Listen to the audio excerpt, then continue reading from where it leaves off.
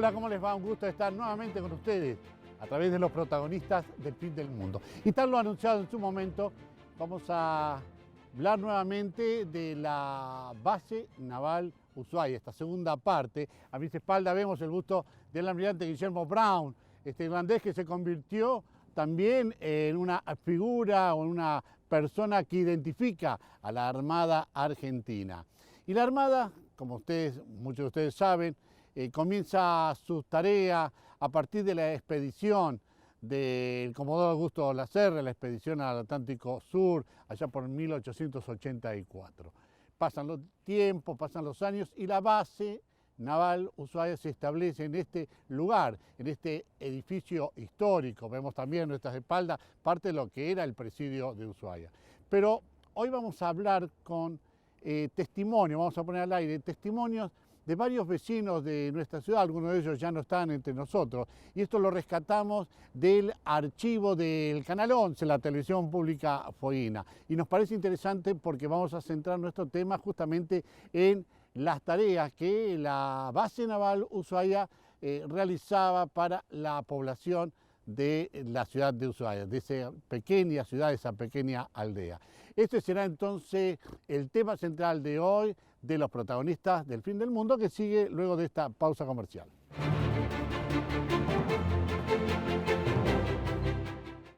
La sanidad era importante, estamos hablando de décadas pasadas en la pequeña aldea de Ushuaia.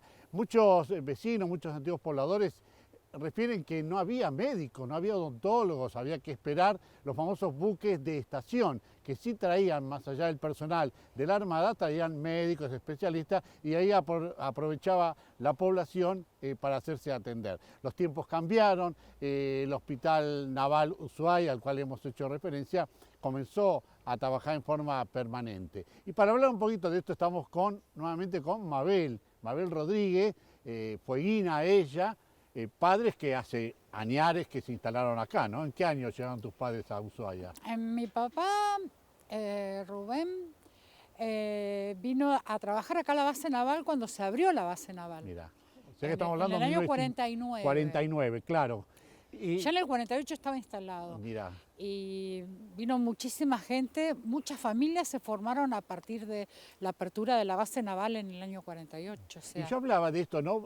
Vos hiciste referencia del Hospital Naval, de hecho naciste en el Hospital Naval, pero ¿conocías esos relatos de que no había médico, no había especialistas? Sí, mucho antes de mi nacimiento, que fue en el 57, venían los médicos, venían embarcados en lo que se llamaba, yo recuerdo perfectamente, y por historias de otros más antiquísimos pobladores, o amigos muchos más grandes que yo, que venía en el Bahía Tetis, en los buques, ¿no? El Bahía Tetis, el Bahía Aguirre, claro, que venían para las campañas antárticas, y ahí, mientras estaban en estación cargando suministros, esos médicos iban tanto a la asistencia pública, a esos lugares donde podían atender a gente acá en el hospital, odontólogos.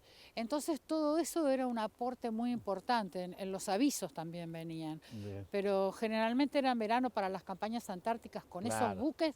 Recuerdo antiguos pobladores nombrar esos buques y ahí venían esos especialistas. Lo que decíamos buque de estación. Sí, y venían, por ejemplo, y operaban. Sí. Por ejemplo, venía un especialista en garganta y operaban a muchos chicos juntos. A mí sí me tocó eso. Ah, mira. Como 10 en fila. Vamos operando todo en el Hospital Naval. Así era.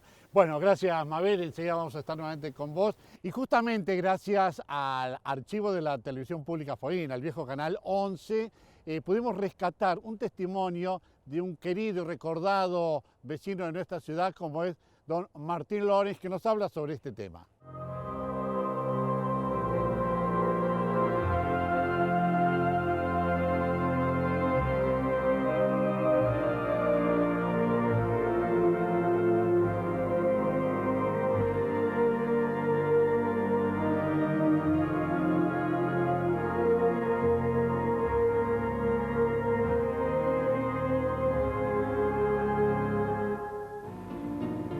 Recuerdo la vieja estación de radio que tenía la Armada en la cual se recibían a través del Morse se recibían los noticiosos y se fijaban en un panel en la pared para que todos pudiéramos informarnos y estuviéramos actualizados de las últimas noticias. Es importante la presencia del buque de estación que contaba con un médico a bordo y la sanidad naval, después de la creación de la gobernación marítima, instaló su primer puesto de sanidad naval con un médico y los elementos como para complemento del único apoyo sanitario que había en la población dependiente de salud pública.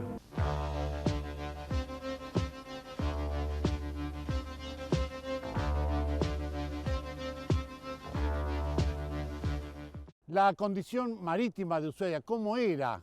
Estamos hablando de muchas décadas atrás. ¿Y cómo finalmente se crea la base naval Ushuaia? Lo vemos en la voz de un querido colega como es el locutor Gerardo Benavente en un especial que el Canal 11 realizó. Ya lo compartimos.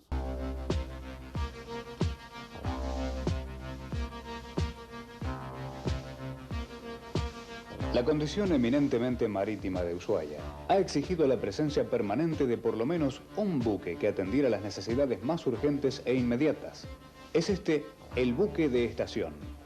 La presencia del buque de estación representa para los pobladores de este lugar la tranquilidad de contar con auxilio seguro en caso de emergencia. Esta tarea la han cumplido naves de las más diversas categorías, como remolcadores, transportes y hasta unidades militares.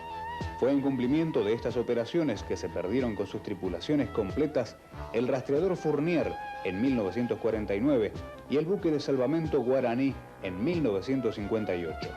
En la actualidad, esta labor la cumple el aviso alférez Sobral, que engalana la zona con su trayectoria de valor y heroísmo, demostrado en el Teatro de Operaciones del Atlántico Sur en el año 1982, donde resultara seriamente averiado por el enemigo mientras realizaba una operación de rescate, perdiendo la vida en ese hecho su comandante y 4 de sus tripulantes.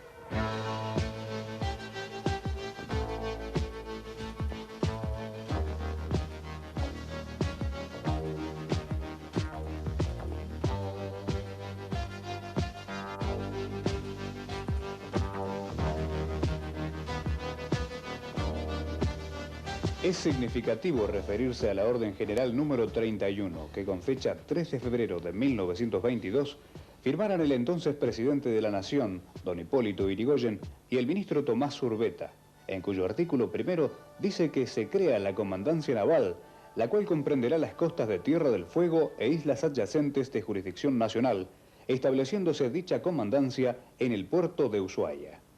El largo camino recorrido hizo que en 1950 el Poder Ejecutivo Nacional diera una nueva concepción a la presencia naval en el sur, creándose mediante un decreto, con la firma esta vez del presidente Juan Domingo Perón, la Base Naval Ushuaia, como base de operaciones para apoyo de los buques que operan en el sector sur, la que a partir de ahí va a prestar innumerables servicios a la población.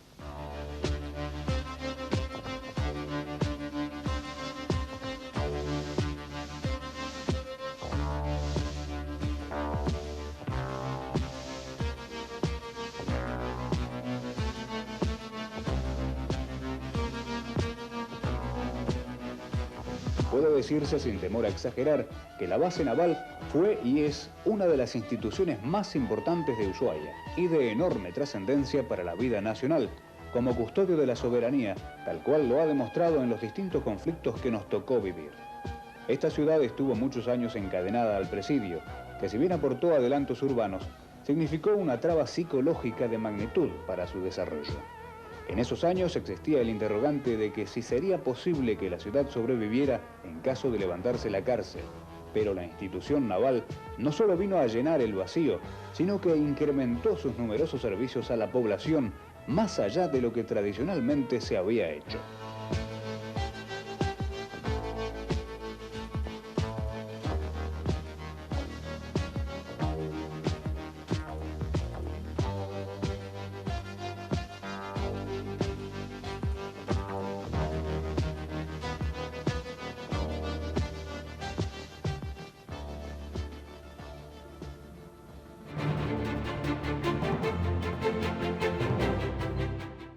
Transportes navales es un tema muy importante y muy ligado, como siempre, a la vida de Ushuaia. ¿Por qué?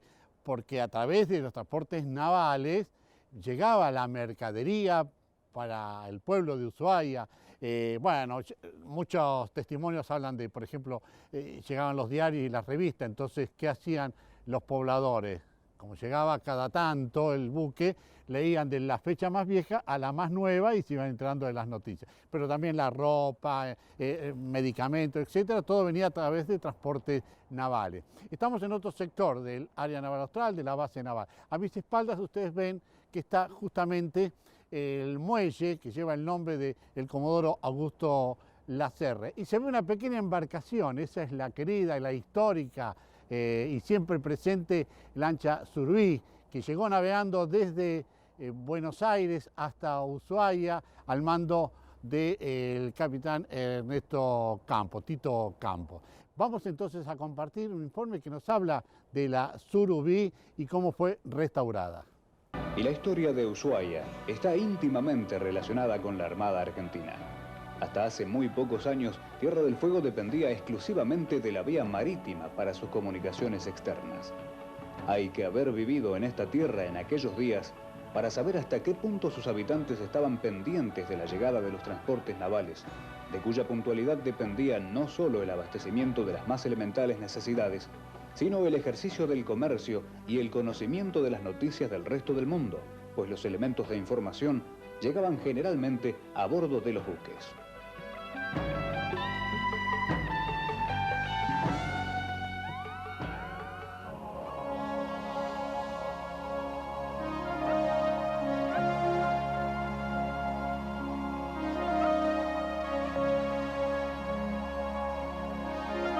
Pero esta historia comenzó cuando en Ushuaia solo existía la misión anglicana, que asistía a 9 centenares de yaganes.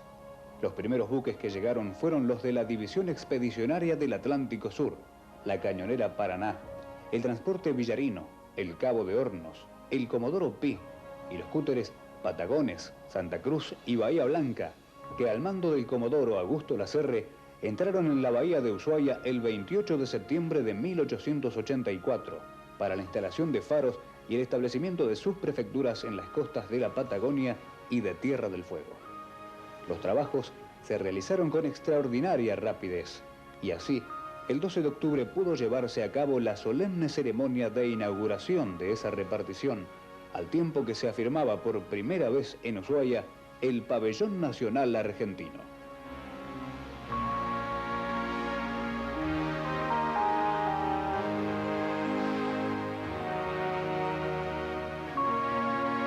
Pocos días más tarde, Lacerre regresó a Buenos Aires y el Comodoro Pi se quedó en Tierra del Fuego. Pero las comunicaciones marítimas de Ushuaia con el resto del mundo no podían quedar reducidas a los servicios del Comodoro Pi.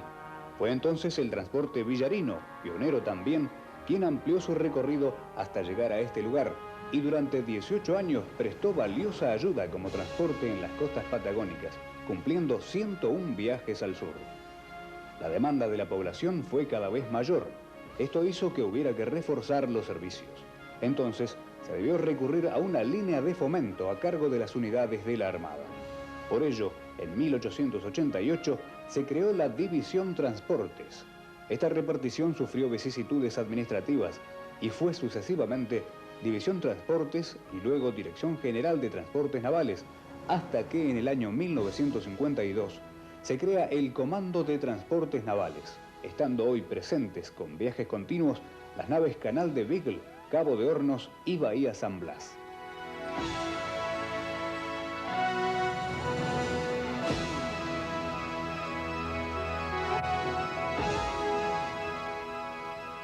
Otra de las embarcaciones pioneras fue la lancha patrullera Surubí, la que arribó a nuestra ciudad por sus propios medios desde Puerto Belgrano en el año 1948. Predecesora de las actuales lanchas patrulleras, se encuentra en la actualidad en dependencias de la base para su restauración, conformándose una comisión que con sacrificio, tesón y apoyo de empresarios, autoridades e instituciones intermedias, logrará que muy pronto vuelva a surcar las aguas del canal de Beagle, trayéndonos el recuerdo del billete de 10 pesos con la imagen de esta embarcación.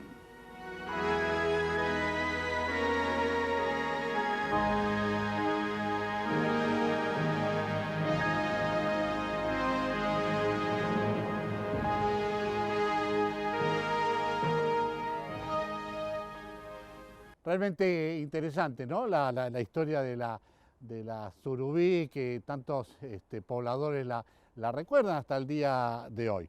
Y seguimos con los transportes navales, pero ahora con el testimonio de lo que le decía en la apertura de este bloque, cómo esperaban los pobladores, los padres, los mismos chicos, con mucho entusiasmo, mucha ansiedad, la llegada de los buques donde traían tantas cosas necesarias para la vida diaria de los vecinos de nuestra ciudad. Y son dos testimonios, uno de América Pitti Garea y también del recordado don Dante Buiatti. Los barcos que traían mercadería eran el La Pataya, el Leclerc, el Lemer,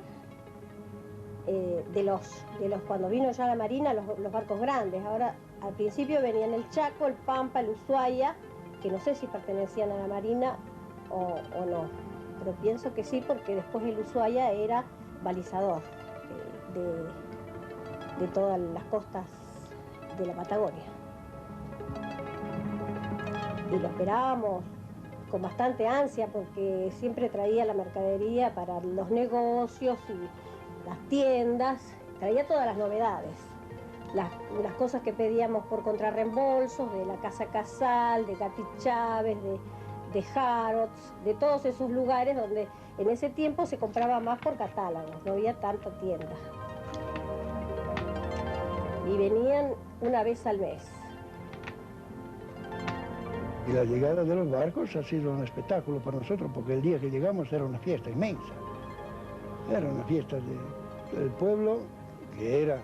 Algunos dicen que, me preguntan, y en otro momento dice, ¿cuándo llegaste? Y dice, a lo mejor no había ninguno. No, era una población de 2.400 personas, grande. Bueno, estaba todo volcado afuera.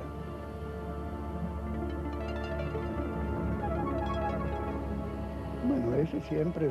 Como no era gran consumo todavía, no propios 6 meses. 6 meses eran cuando todavía no habíamos llegado nosotros. Son palabras que nos dijeron. Cuando venimos nosotros aproximadamente, los primeros meses tardó tal vez 1 mes, 2, sin venir. Después normalmente venía todos los meses un barco. Entre esos era el Aguirre, era había 3 barcos que venían. El Aguirre después fue llevado para la Antártida, trabajó por allá. El Buen Suceso, la Pataya. Y el del año empezaron a venir, ese del 54, 55 creo. Y el segundo año que llegamos nosotros, llegó el otro barco italiano que trajo el resto de la familia. Y de ahí continuamos.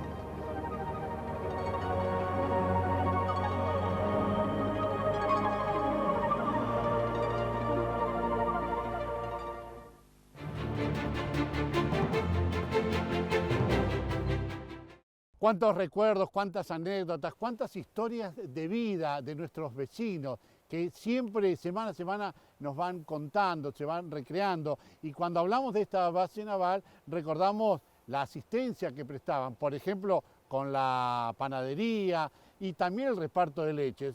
Estamos nuevamente con Mabel Rodríguez, porque eso sí, Mabel, lo has vivido, ¿no? Como vecina, como fueguina, el reparto del pan y de la leche. Sí, desde niña.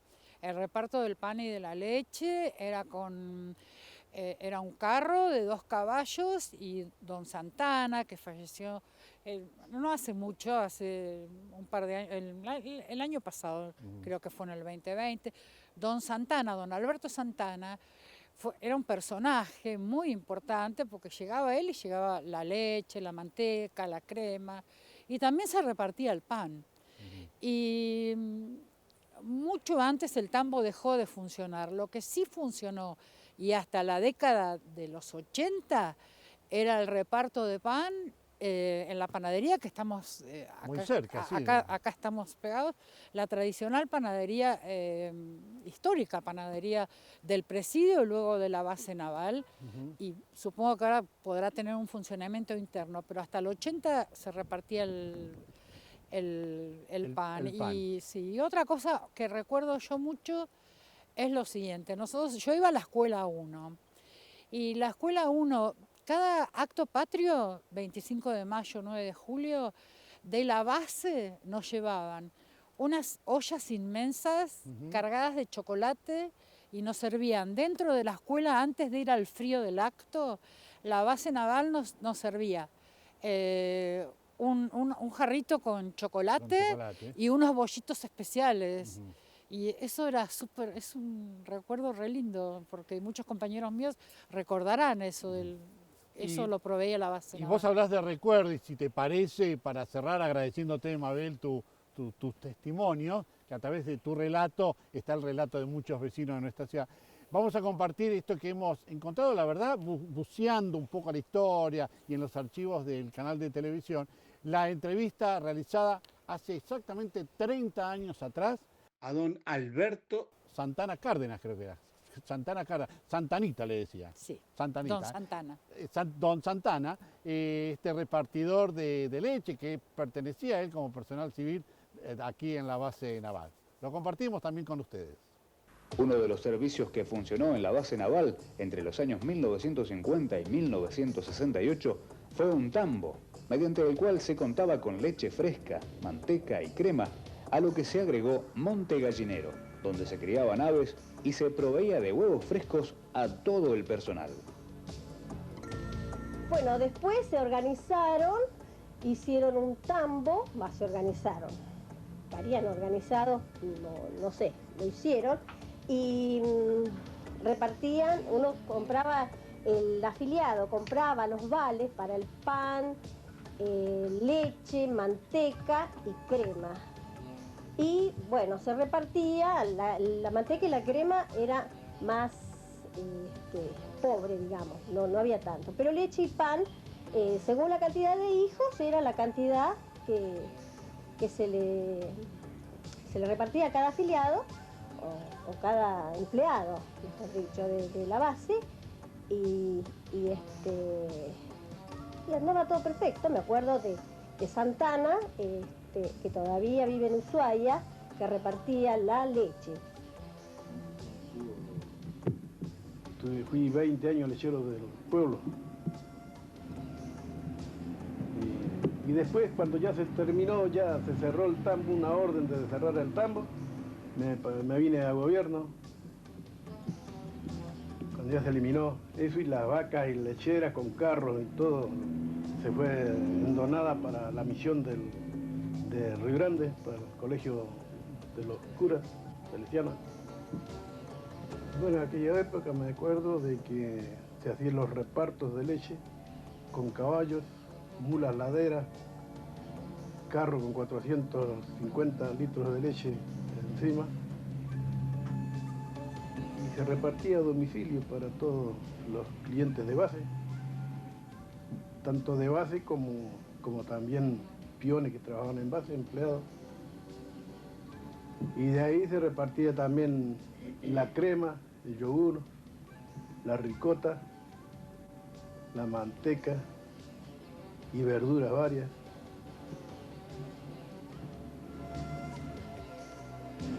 Y después las vacas, cuando había renovación de vacas, se hacían traer de Neuquén por avión, se bajaban acá en el aeropuerto, en el aeronaval.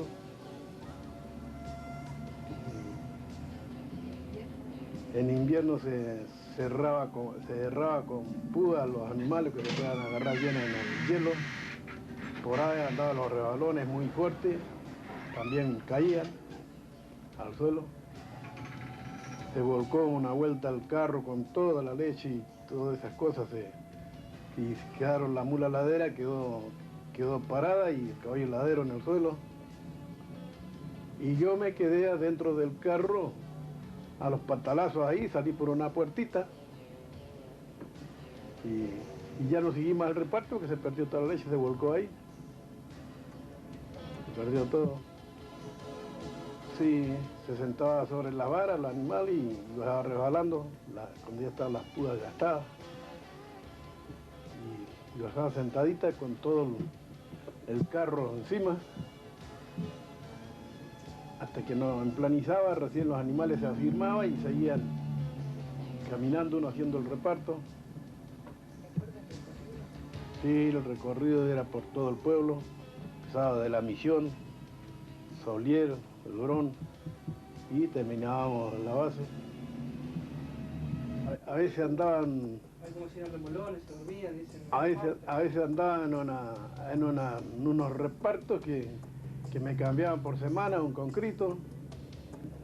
Y había ocasiones también que llegábamos, las mulas iban solitas por allá y nosotros íbamos sobre los tachos medio cargaditos, medio empinaditos con el río, nos convidaban los clientes a algo de bueno y no despreciábamos nada.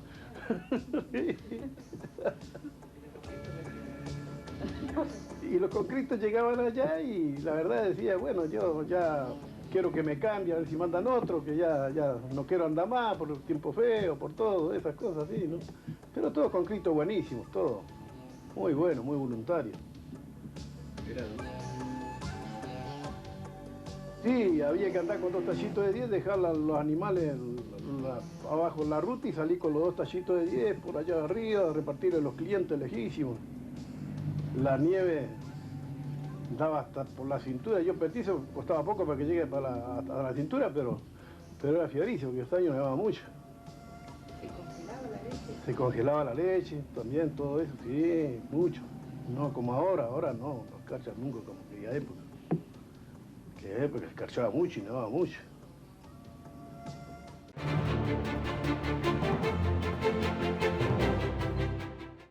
Muchos pobladores de Ushuaia pertenecieron a la base naval como personal civil, ¿no? Personal civil que cumplieron distintas tareas fundamentalmente administrativas en este lugar. Una de ellas es la recordada Delfina González.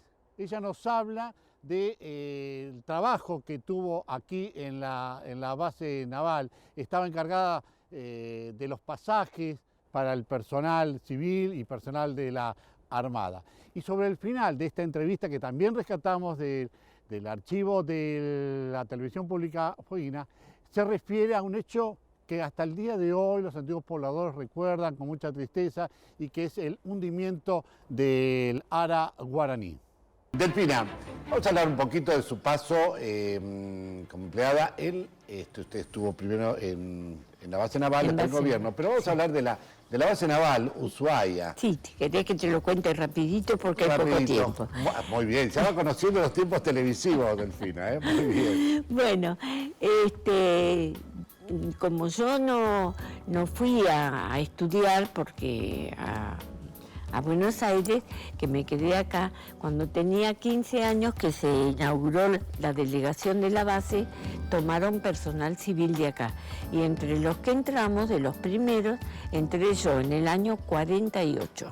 Claro, recordemos que se había cerrado el presidio en el 47 y se hace cargo del edificio la base naval, la Armada. Sí, la Armada. Que no era base en ese momento. No, era delegación de base. Claro. Era una dotación muy pequeña.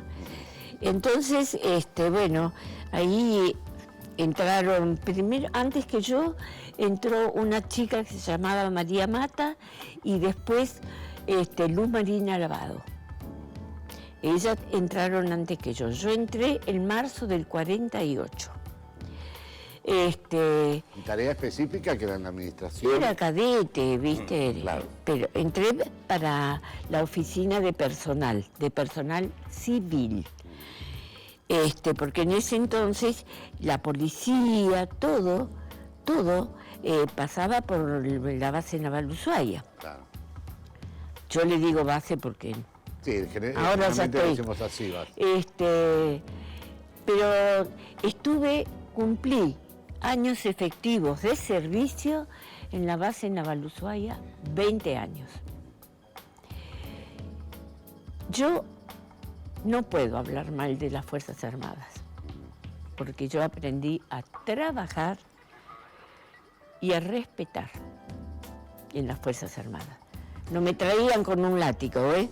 Lo que pasa es que también, lo que hoy conocemos como la base, así como fue en su momento el presidio, la base estaba muy conectada con la sociedad, con las era un pueblo chico, claro, pequeño. y le proveía de alimentos al pueblo de entonces. Sí, sí, sí, sí. La luz, claro. Se seguía la rutina que había dejado la base. El presidio. El presidio. Que era proveer de leche, había tambos, la luz, sí, sí, eléctrica sí. también para el pueblo. Y bueno, y yo trabajé ahí 20 años efectivos, Sí. ¿no? Y después recién, cuando se abrió gobierno, ya hacía unos añitos que se había abierto, pero yo quería cumplir mis 20 años de servicios en la base. Claro. Y tengo muy buenos recuerdos de mucha gente muy buena. Tenemos por ahí unas fotos justamente donde están con compañeros de trabajo, ¿no? Sí, sí. Que ya vamos a poner al aire. ¿A quiénes recuerda? ¿Quién era su jefe directo, compañero de trabajo? Yo tuve en 20 años, te imaginarás, tuve distintos jefes. Pero el que, de todos, el que más lo tuve de jefe a Padilla. En la base naval, en la carpeta En la que tenemos, base la naval. base naval. Y al que después fue su cuñado, el capitán Ojanguren, que era un tipo espectacular, con el personal.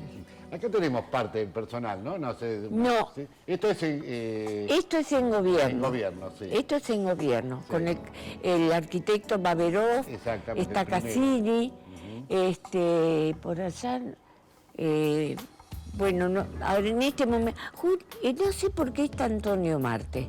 También. Usted me lo decía los otros días en su casa. Vamos a ver otras fotos con personal de la base. Yo recuerdo que usted me hablaba de sus compañeros de trabajo, que Sí. en definitiva eran vecinos cercanos Y de al acá, final de la ciudad. era personal militar, ellos Algunos tenían su militares, barrio claro, y todo, claro. ¿no? Pero también hubo, ahí está el capitán Ojanguren, el señor que está de traje De clarito. traje clarito, bien. Este muchacho que está acá de traje oscuro es Varela, de una familia también de acá, vieja. Y bueno, desde acá no los distingo bien, pero me parece que ahí también está el suboficial taxista, vestido de civil, y de acá no alcanzo a distinguir los Bueno, que... pero ahí tenemos la referencia de 2 o 3 Claro. compañeros de trabajo. El suboficial taxista fue uno de los que falleció en el Guaraní. Bueno, y usted me da pie, Delfino, una vez más, para hablar justamente de un hecho importante que se sigue recordando hasta el día de hoy y que usted de alguna manera lo vio muy de cerca, que fue justamente lo que sucedió con el buque Guaraní. Claro. Y primero le agradecemos a Delfina y a su familia porque hay documentación, hay fotos y también nos trajo recorte de lo que sucedió. Esto fue en 1958. 58, Ya ¿no? estaba. 58.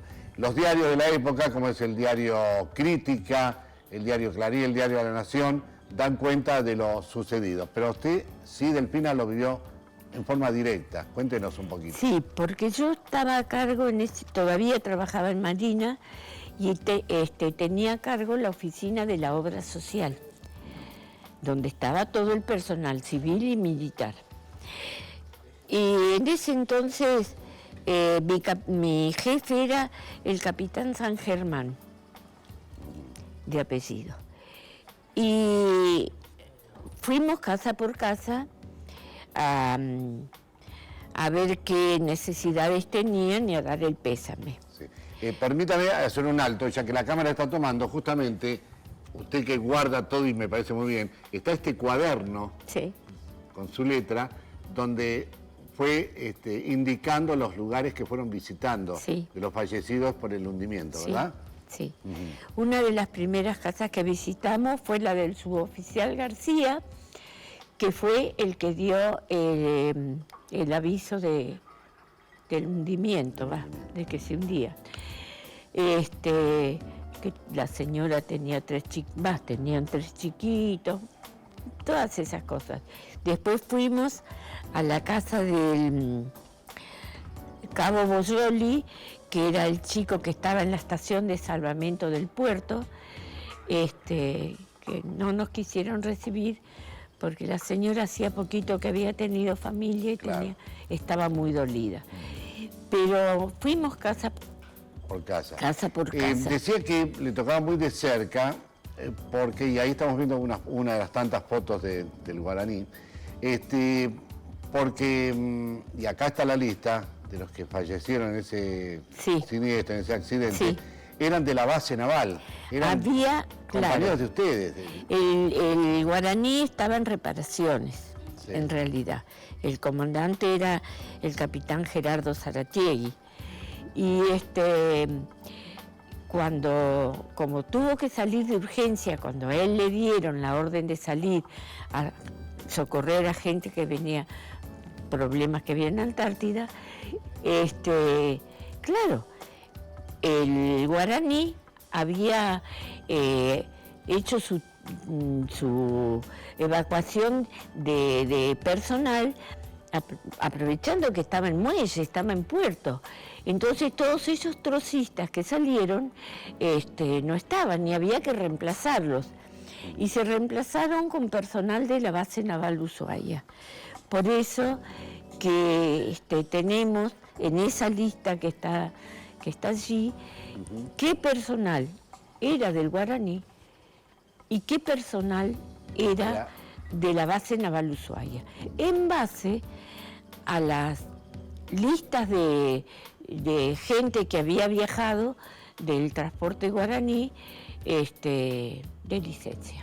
Sí. Que esa oficina, yo tenía en ese momento la oficina de obra social y de pasaje de la base.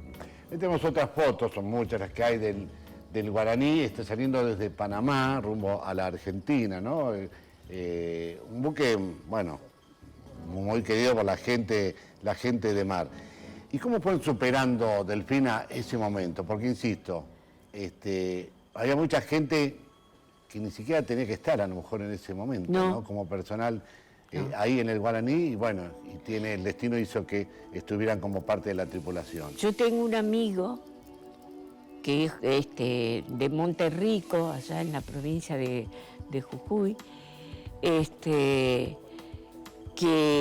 él era cabo y había sido mandado a Buenos Aires por un problema de salud. Por supuesto, faltaba ese cabo y en su lugar fue un chico, Meinardi, de Entre Ríos. ¿Sí? O sea, a veces el destino, ¿no? Y muchacho, Aldo Aparicio, muchos lo conocen acá en Ushuaia, muchos de los que estaban en aquel momento, es amigo de mucha gente, ha venido muchas veces para el aniversario del guaraní, ha traído a sus hijos y hasta sus nietos. Quien también formaba parte, pero por esas cosas del destino, esas cosas de la vida, justo no integró la tripulación a raíz de que estaba fiebrado, tuvo una descompostura, es José Villarreal, otro vecino también recordado de nuestra ciudad. Él cuenta ese momento que hizo que no integrara la tripulación del guaraní.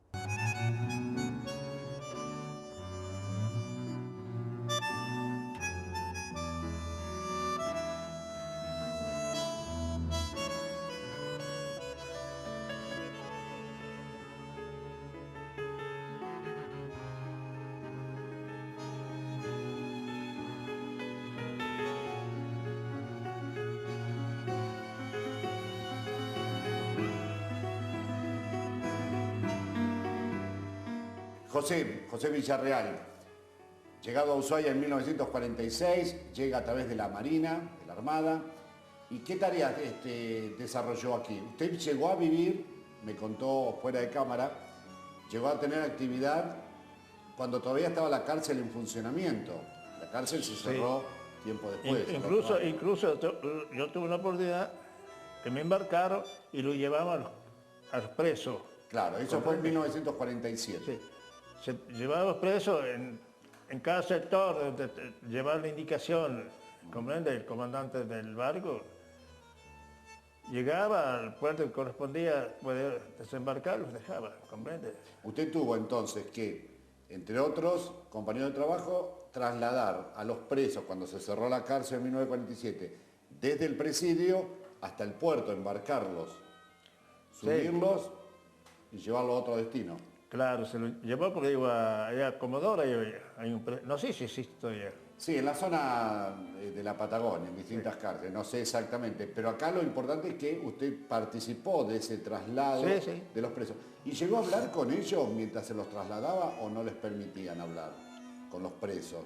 No, los presos, pobrecitos, jamás me olvidé, estaban en el piso, en un sollado que se llama, ¿comprende? Ahí ellos compartían como tal, la comida, todo, se les llevaba porque no se podía. Claro, tener contacto con ellos. Tener contacto porque por ahí quien dice, se habla una rebelión y los corta el cocote a todos. Claro, seguro. ¿Comprende? Así que, pero no pasó nada, gracias a Dios lo llevamos, lo dejamos allá. Ahí en Comodoro una parte y el otro lo llevamos allá a Buenos Aires, a Devoto. A Devoto directamente. Y después, bueno, la cárcel se cierra y ya pasa a pertenecer todo a la Armada argentina. Claro, porque este era gobierno militar. Claro. ¿Comprende? Este pueblo, digo, la ciudad era una gobernación marítima. Justamente, marítima. Y usted, estando siempre en la Armada, tuvo la posibilidad de estar a bordo de este buque guaraní. El guaraní. Se habla. El que se hundió. El que se hundió. Pero hay algo importante que usted me contó también sobre el guaraní. Porque usted formaba parte de la tripulación. Sí. Pero yo le explico. Yo estaba encargado del puerto. ¿Comprende? Todo el movimiento del puerto lo manejaba yo. Y cuando necesitaba algún tripulante, el barco que era barco de estación se llamaba, y bueno, se me empresaban, me marcaba y bueno, y allá. Yo nunca me iba a poner tampoco. Claro. Estaba al servicio justamente del país, en una parada, digamos. Y gracias a Dios, ahora, todo bien. Claro, usted tenía que formar parte de esa tripulación que después muere por el hundimiento, pero no viajó. No viajó. Ese día ya es cosas que uno tiene que salvarse. Yo me estaba engripado. ¿Me comprende? Sí. Y por eso no me embarqué. ¿Yo? Que si yo estaba en buenas condiciones de salud, me embarcaba, porque ya más de una vez me habían embarcado para ir a hacer, por ejemplo, un recorrido hasta salir del canal, por cualquier situación o qué sé yo. Pero se vuelta ya el destino, ¿no? Yo me imagino usted cuando se enteró lo que pasó, ¿no? Y claro. Era el destino realmente, ¿no? Que no era su momento. Claro. Pero antes de ese trágico accidente, José, usted realizó numerosos viajes con el guaraní, ¿no? Sí. Me contaba a la zona de las Islas Malvinas, con el guaraní. Sí, la Isla Orcada, comprende. Que la Isla Orcada es el primer destacamento que tenía la Armada, digamos, que tenía todos los equipos. Yo conocí, tenía el equipo de comunicación, todo para comunicarse con el continente. Y cuando iban, por ejemplo, a Islas Malvinas, bajaban, desembarcaban también. Sí, no, en las Malvinas sí desembarcamos, sí. Pero no tuvimos, digamos, contacto con la gente, ¿comprende? No tuvimos contacto. Porque no sé si se acuerda usted que estos desgraciados una vuelta agarraron y lo mandaron un montón de gente. Los mandaron prácticamente a tirarse al mar, en vez de morir, que se acribillados, como animales salvajes, los largaron. Sí. Así que por eso no tuvieron contacto con ellos. No. ¿Y llegó a estar en la Antártida también? ¿Yo? Sí. No. Yo estuve en la isla de Decepción, no digo. En la Decepción era mi lugar digamos, el que cumplía un servicio para la Marina. Y después salíamos, ¿comprende? Pues yo no fui en el guaraní a ese servicio, fui en el transporte Chaco. En el Chaco. ¿Comprende? Que eso fue un transporte de la Marina también. Y ese se preocupaba de llevar cargas para el mantenimiento de la isla, ¿comprende? De la Antártida. Sí. Iba la Orcada por llevar materiales de toda naturaleza, comida y qué sé yo. Iban llevando. Claro. Cuénteme específicamente qué hacía como encargado del puerto. El puerto estaba bajo la jurisdicción de la Armada. Sí, era el 50 más como o menos. Era gobierno militar, así todo claro. se manejaba armada. ¿comprende? Un muelle chico. Chico, ni la mitad de lo que es ahora. Claro, mucho menos. Claro. Y usted estaba, me dijo que era encargado del puerto. Exactamente, yo tengo un galpón, que eso existe allá. Una oportunidad cualquiera aparecieron tractores, camión, motores, ¿cómo se llama? Fijos y otros móviles que lo podían sacar. Entonces, yo lo único que hacía, tomar el detalle, cualquier cosa, la recepción. ¿Comprende? Cualquier cosa desaparezca, no. Epa. Claro. Yo lo tengo anotado, acá nadie me pidió. ¿Comprende? Se estaba encargado de eso, la entrada y salida de buques y la mercadería, los elementos que se traían. Claro, porque mandaban de allá a Buenos Aires. Claro. ¿Comprende? Todo el control lo tenía a su cargo. Claro. Llegamos al final de otro programa más de los protagonistas del fin del mundo. Nosotros muy contentos porque cuando escuchamos testimonios que nos hablan de este lugar, de la historia de la ciudad de Ushuaia, en este caso, como en el programa también anterior, específicamente de la base naval, nos gusta mucho porque realmente son testimonios que nos hablan del crecimiento, el desarrollo de esta ciudad capital de Ushuaia. Agradecemos una vez más al comandante del área naval austral, al personal que nos estuvo acompañando de la base naval, los testimonios también, al director médico del Hospital Naval, a Mabel Rodríguez también por sus testimonios, y al archivo del canal de televisión, a la gente de prensa y difusión del área naval austral, del Museo del Fin del Mundo. Especialmente agradecemos a Pablo Martí, que está acompañándonos, que ha sido un poco el fotógrafo, el que fue sacando la foto, lo que nosotros llamamos el backstage. Así que a través de él, a toda la gente de acá de la base y a ustedes por seguirnos, como hace ya más de 23 años, a través de los protagonistas del Fin del Mundo. Muchas gracias.